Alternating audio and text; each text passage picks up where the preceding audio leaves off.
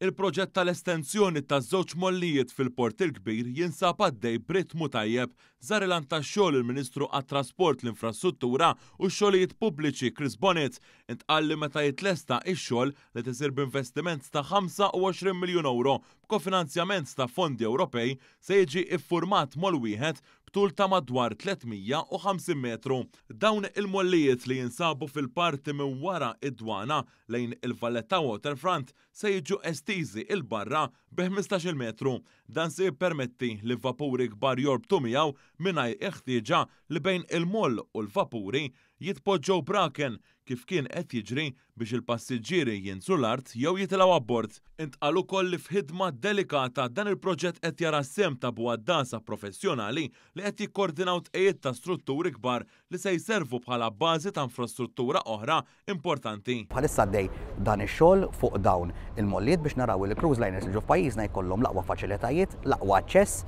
għal din li hija l-belt tagħna u anke permezz ta' flus importanti li qegħdin nużaw mill-fondi Ewropej se naraw dan il-proġett sal-aħħar tas-sena d-dieħla ikun lest ukoll biex inkomplu nagħtu servizz aħjar lit-turisti kollha li jiġu f'pajjiżna.